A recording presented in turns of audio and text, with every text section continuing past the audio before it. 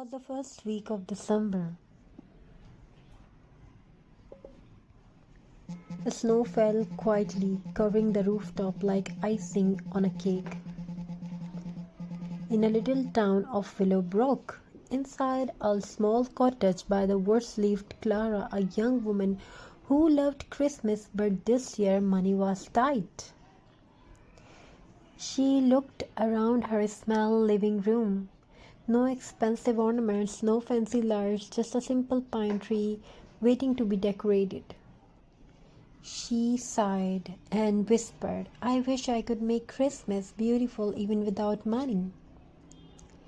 Just then her grandmother's words echoed in her heart. "Christmas beauty doesn't come from gold or glitter, my dear. It comes from heart, hands, and home." The next morning Clara wrapped herself in a scarf and stepped into the forest. The air was crisp and sweet with the smell of pine. She picked fallen pine cones from the ground, some small, some large, each one perfectly shaped by nature. Their scent was fresh and yet earthy, the smell of winter itself. Then she found a few dry sticks of cinnamon tied to an old ribbon that had blown from someone's gifts. She smiled. Maybe this is a sign. Gather pine cones from nearby parks or garden. Dry them and keep cinnamon sticks. Carry the timeless scent of Christmas. Back home laid her treasures on the table. She placed the pine cones in the basket and tied little bundles of cinnamon with twine. She did not have glitter, so she brushed them with flour in a few drops of glue. They sparkled like snow under candlelight. She hung them on her tree, one by one. Each pine cone held a memory of the wood, of the cold morning, of the finding beauty in simplicity. Soft bell jingles and rustling sounds of pine cones being arranged, brushed pine cones with white paint or flour to create a snowy look.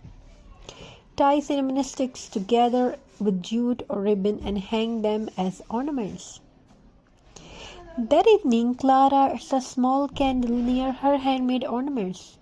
The warmth released the scent of cinnamon and pine, filling the room with a cozy, nostalgic aroma. She closed her eyes and remembered Christmas long ago. Her mother baking cinnamon rolls, her father bringing pine branches inside to decorate. She realized something beautiful. The smell of cinnamon was the smell of home. For natural fragrance, boil a pot of water with cinnamon sticks, pine needles, and a drop of vanilla. Your home will smell like Christmas joy and air.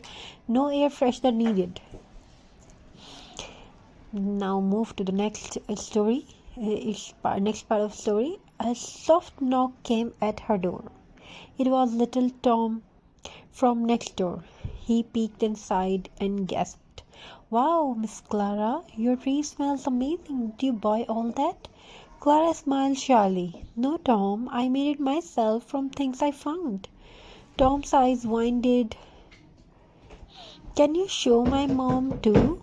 "We don't have decoration this year." Clara nodded and invited them in. Together they made more pine cone ornaments, tying ribbon or laughing as the scent of cinnamon filled the room. Soon other neighbors joined. The small cottage glowed with laughter and warmth.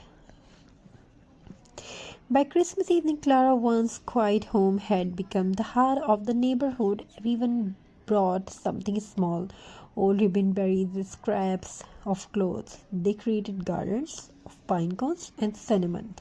They draped across windows wreaths that smelled divine and little candle jars wrapped in burlap. The scent traveled through the snowy air and passersby stopped breathing it in. That unmistakable, heartwarming smell of Christmas.